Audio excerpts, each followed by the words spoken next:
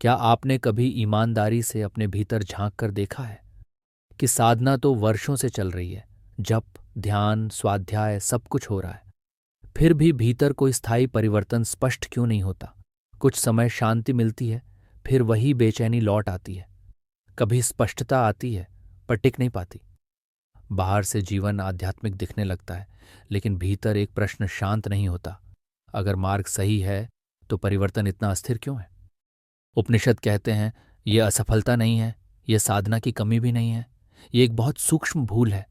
हम अभ्यास तो बदलते रहते हैं, नियम बढ़ाते जाते हैं, अनुशासन सख्त करते जाते हैं, लेकिन ये नहीं देखते कि करने वाला वास्तव में कौन है। यही उपनिषद साधक को रोकते हैं। वे यह नहीं पूछते तुमने क्या नहीं किया, वे यह पूछते हैं क्या तुमने स्वयं को पहचाना है। और यहीं से श्रीचक्र उपनिषद का वास्तविक द्वार खुलता है, जहां साधना नहीं बदलती, बल्कि देखने की दृष्टि बदल जाती है, और वही दृष्टि स्थायी परिवर्तन की कुंजी बन जाती है। जब यह स्पष्ट होने लगता है कि साधना के भीतर रुकावट अभ्यास की कमी से नहीं, बल्कि देखने की दिशा से उत्पन्न होती है, तब उपनिषद की दृष्टि धीरे धीरे खुलती है। यही वह बिंदु है जहां श्रीचक्र उपनिषद का संकेत समझ में आने लगता है। ये उपनिषद किसी नई परंपरा को स्थापित करने नहीं आता, न ही किसी विशेष विधि या बाहरी साधन की सूची प्रस्तुत करता है। इसका प्रयोजन केवल इतना है कि साधक यह देख सके कि चेतना स्वयं को किस रूप में पहचान रही है। श्रीचक्र उपनिषद शाक्त उपनिषद परंपरा से संबद्ध माना जाता है, और अथर्ववेद के सौभाग्य कांड में इसका उल्लेख मिलता है। यहाँ शाक्त शब्द किसी मत, संप्रदाय या पूजा पद्धति की सीमा में नहीं बंधा है। उपनिषद की भाषा में शक्ति कोई बाहरी सत्ता नहीं है जिसे कहीं से प्राप्त किया जाए। शक्ति वही सामर्थ्य है जिसके कारण अनुभव घटित होता है। यदि चेतना साक्षी है, तो शक्ति उसकी अनुभूति क्षमता है। इसी कारण यह उपनिषद सबसे पहले अनुभव के आधार को स्पष्ट करता है, न कि किसी प्रतीक या आकृति को। उपनिषद में श्रीचक्र का उल्लेख आते ही सामान्यतः मन किसी यंत्र, रेखा या संरचना की कल्पना करने लगता है, लेकिन उपनिषद की दृष्टि इस कल्पना से पहले ही रुक जाती है। यहाँ चक्र किसी घूमती हुई आकृति का नाम नहीं है। चक्र उस क्रम का संकेत है जिसमें चेतना अपने ही भीतर विभिन्न अवस्थाओं से होकर गुजरती है, और श्री उस पूर्णता का बोध कराता है जिसमें चेतना अपने मूल आधार में स्थिर होने लगती है। इस प्रकार श्रीचक्र कोई वस्तु नहीं, बल्कि चेतना की एक स्पष्ट और संगठित अवस्था के रूप में समझ में आता है। यही कारण है कि श्रीचक्र उपनिषद बाहरी क्रियाओं पर अधिक नहीं ठहरता। वह यह नहीं कहता कि क्या धारण किया जाए या किस प्रकार की संरचना बनाई जाए। उसका ध्यान इस पर है कि देखा किस दृष्टि से जा रहा है। जब चेतना स्वयं को सीमित पहचान के रूप में मान लेती है, तब साधना एक निरंतर प्रयास बन जाती है। उसमें थकान आती है, अपेक्षा जन्म लेती है, और परिणाम की चिंता बनी रहती है। लेकिन जब वही चेतना अपने व्यापक आधार को पहचानने लगती है, तब साधना बोझ नहीं रहती। वही क्रिया स्वाभाविक और सहज हो जाती है। श्रीचक्र उपनिषद इसी पहचान परिवर्तन की ओर संकेत करता है। वह यह नहीं कहता कि साधना छोड़ दी जाए, और न ही यह कहता है कि साधना को बढ़ा दिया जाए। वह केवल यह दिखाता है कि देखने का स्थान स्पष्ट न होने पर कोई भी अभ्यास स्थायी परिवर्तन नहीं ला पाता, और जैसे ही देखने का स्थान स्पष्ट होता है, वही अभ्यास बिना प्रयास के भीतर उतरने लगता है। इसी संदर्भ में उपनिषद की भाषा में एकपदी, द्विपदी, चतुष्पदी और सहस्राक्षरी जैसे शब्द आते हैं। ये शब्द किसी संख्या गणना का विवरण नहीं है।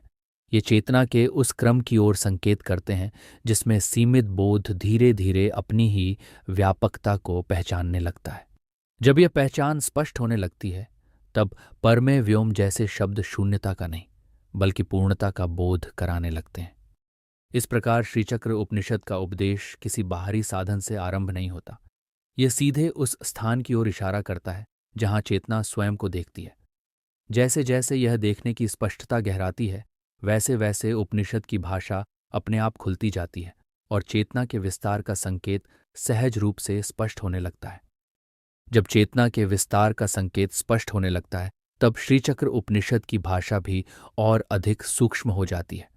इसी संदर्भ में उपनिषद एकपदी, द्विपदी, चतुष्पदी, अष्टपदी और सहस्राक्षरी जैसे शब्दों का प्रयोग करता है। यदि इन्हें केवल बाहरी अर्थ में लिया जाए तो ये संख्या या किसी संरचना जैसे प्रतीत हो सकते हैं, लेकिन उपनिषद की दृष्टि में यह कोई गणना नहीं है।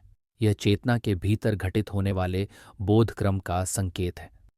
एक पदी उस अवस्था की ओर संकेत करता है जहां चेतना स्वयं को एक सीमित केंद्र के रूप में अनुभव करती है। यहाँ देखने वाला और अनुभव अलग अलग प्रतीत होते हैं और पहचान संकुचित रहती है। इसी संकुचन के कारण अनुभव सीमित लगता है।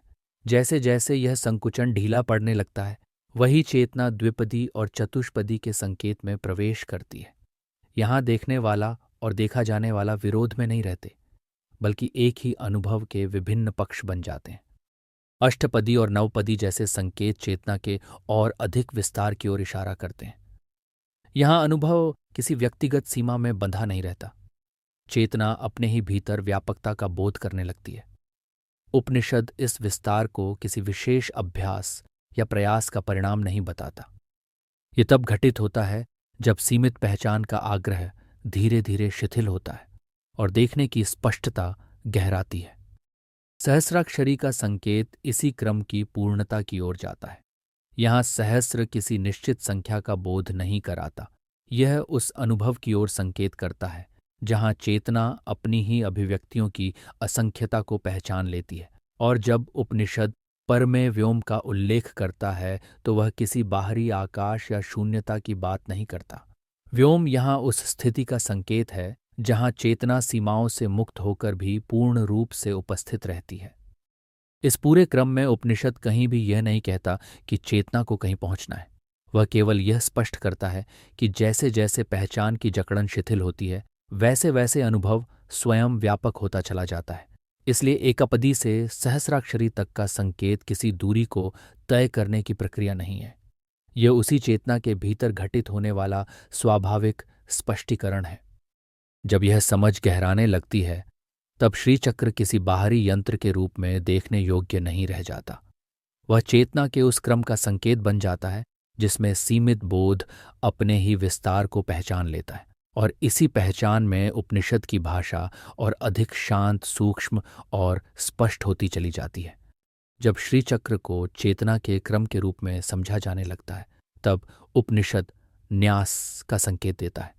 यहाँ न्यास का अर्थ किसी बाहरी क्रिया या देह पर किसी वस्तु को स्थापित करना नहीं है। उपनिषद की भाषा में न्यास पहचान के स्थानांतरण का नाम है। जहाँ चेतना स्वयं को स्थित मानती है, वहीं अनुभव आकार लेता है। इसलिए न्यास का प्रश्न यह नहीं है कि क्या रखा गया, बल्कि यह है कि देखने वाला स्वयं को किस स्थान पर पहचान रहा है। उपनिषद मूलाधार से ऊपर की ओर संकेत करता है, पर यह संकेत देह का कोई मानचित्र बनाने के लिए नहीं है। ये उस क्रम की ओर इशारा है जिसमें चेतना अपने सीमित बोध से क्रमशः अधिक व्यापक आधार को पहचानने लगती है।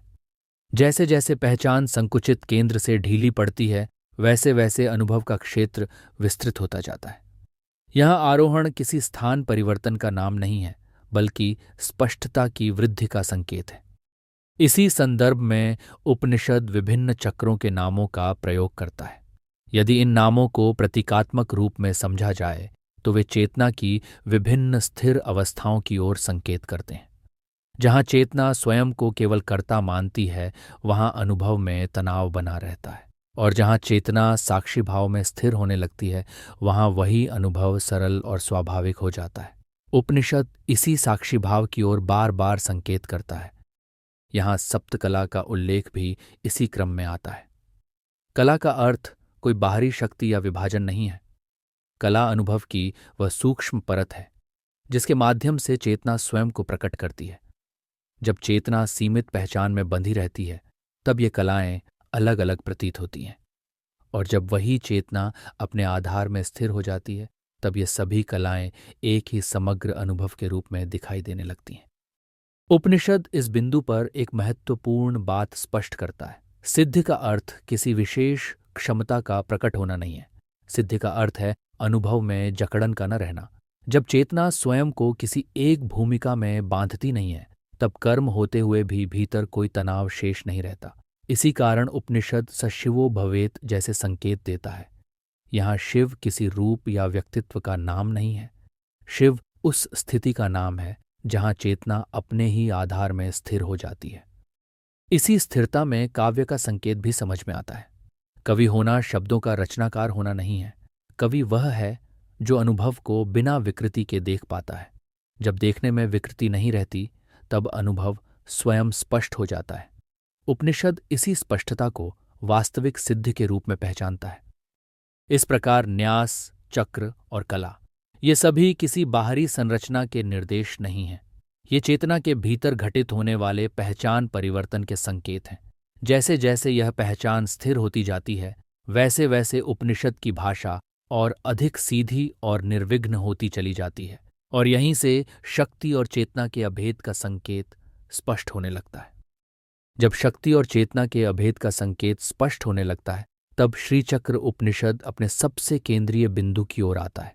यहाँ उपनिषद कोई सिद्धांत स्थापित नहीं करता, बल्कि एक सीधा और निर्णायक कथन रखता है।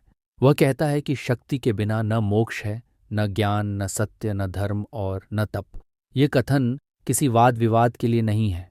ये उस अनुभव की ओर संकेत करता है जहाँ चेतना और उसकी प्रकट होने की सामर्थ्य को अलग अलग मानने की भूल धीरे धीरे समाप्त होने लगती है। उपनिषद की दृष्टि में शक्ति कोई अतिरिक्त तत्व नहीं है जिसे चेतना के ऊपर जोड़ा जाए। शक्ति चेतना की ही वह क्षमता है जिसके बिना अनुभव संभव नहीं होता। जब चेतना स्वयं को केवल देखने वाला मान लेती है और अनुभव की प्रक्रिया से अलग समझने लगती है, तब ज्ञान शुष्क हो जाता है। और जब शक्ति को चेतना से अलग मान लिया जाता है, तब साधना एक निरंतर प्रयास बन जाती है। श्रीचक्र उपनिषद इन दोनों को अलग करने वाली दृष्टि को ही मूल भ्रम के रूप में पहचानता है। इसी कारण उपनिषद ये स्पष्ट करता है कि मुक्ति किसी भविष्य की उपलब्धि नहीं है। मुक्ति उस स्थिति का नाम है जहां देखने वाला और अनुभव एक दूसरे से अलग नहीं रह जाते। जब चेतना अपनी ही शक्ति को किसी बाहरी साधन के रूप में नहीं, बल्कि अपने स्वभाव के रूप में पहचान लेती है, तब साधना बोझ नहीं रहती। वही क्रिया, वही जीवन और वही अनुभव भीतर से हल्के और स्वाभाविक हो जाते हैं। यहीं पर उपनिषद शक्ति देहे जैसे शब्दों का प्रयोग करता है। इसका अर्थ किसी विशेष रूप या आकृति से नहीं है। इसका अर्थ है वह स्थिति जहाँ चेतना स्वयं को अनुभव से अलग नहीं मानती। जब यह स्थिति स्पष्ट होने लगती है, तब काली रूप जैसे संकेत भी भय या प्रतीक नहीं रह जाते। वे उस पूर्ण जागरूकता का संकेत बन जाते हैं जहाँ कुछ भी छिपा हुआ नहीं रहता। उपनिषद इस बिंदु पर यह भी स्पष्ट करता है कि जब शक्ति और चेतना का यह अभेद अनुभव में उतरने लगता है, तब साधक किसी विशेष पहचान में बंधा नहीं रहता। न वह कर्ता बनकर जीता है, न भोक्ता बनकर। कर्म होते हैं, अनुभव घटित होता है, लेकिन भीतर कोई जकड़न नहीं रहती। यही वह स्थिति है जिसे उपनिषद सिद्धि कहता है। सिद्धि यहाँ किसी असाधारण क्षमता का नाम नहीं है। सिद्धि अनुभव की सहजता का नाम है। यदि यहाँ तक उपनिषद का यह उपदेश आपको भीतर से सही और सार्थक लग रहा हो, तो इस वीडियो को ज़रूर लाइक करें और कमेंट्स में साक्षी लिखकर अपनी अनुभूति साझा कीजिए। साक्षी शब्द यहाँ केवल एक टिप्पणी नहीं है, ये उसी स्थिति का संकेत है जिसकी ओर उपनिषद निरंतर इशारा करता है। जब चेतना साक्षी भाव में स्थिर होती है, तब शक्ति और ज्ञान अलग अलग नहीं रह जाते। वही स्थिति जीवन को सरल बनाती है और वही स्थिति साधना को विश्राम में बदल देती है। श्रीचक्र उपनिषद इस सत्य को किसी दार्शनिक निष्कर्ष के रूप में नहीं रखता, वह इसे जीने योग्य स्थिति के रूप में प्रस्तुत करता है। जब यह स्पष्टता भीतर स्थिर होने लगती है, तब न साधना छोड़ने की आवश्यकता रहती है और न साधना बढ़ाने की। जो है वही पर्याप्त होने लगता है, और इसी पर्याप्तता में उपनिषद का संकेत पूर्ण हो जाता है। जब चेतना की स्पष्टता में साधना विश्राम बनने लगती है, तब श्रीचक्र उपनिषद अपने सबसे शांत निष्कर्ष में ठहरता है। यहाँ कोई नया आग्रह नहीं जोड़ा जाता। जो अब तक संकेतित हुआ है वही अपने आप स्थिर हो जाता है। उपनिषद ये नहीं कहता कि अब कुछ विशेष प्राप्त करना है, वह केवल यह दिखाता है कि खोज किस बिंदु पर स्वयं शांत हो जाती है। इस स्थिति में जीवन और साधना अलग अलग नहीं रह जाते। कर्म होते हैं, संबंध चलते हैं, जिम्मेदारियां निभाई जाती हैं, पर भीतर कोई खिंचाव शेष नहीं रहता। कारण परिस्थितियों का बदलना नहीं होता, बल्कि देखने वाले का स्थान स्पष्ट हो जाना होता है। जब चेतना स्वयं को परिस्थितियों से अलग मानकर नहीं देखती, तब वही जीवन सहज और संतुलित हो जाता है। यही वह संकेत है जिसे उपनिषद स शिवो भवेत जैसे वाक्यों में रखता है। यहाँ शिव कोई रूप या प्रतीक नहीं है। शिव उस स्थिरता का नाम है जहाँ चेतना अपने ही आधार में ठहर जाती है, न पकड़ने का आग्रह, न छोड़ने की बाध्यता। इस ठहराव में जीवन सरल होता है और साधना बोझ नहीं रहती। उपनिषद इसी स्थिति को कवि होने से भी जोड़ता है। कवि होना शब्दों की रचना करना नहीं है।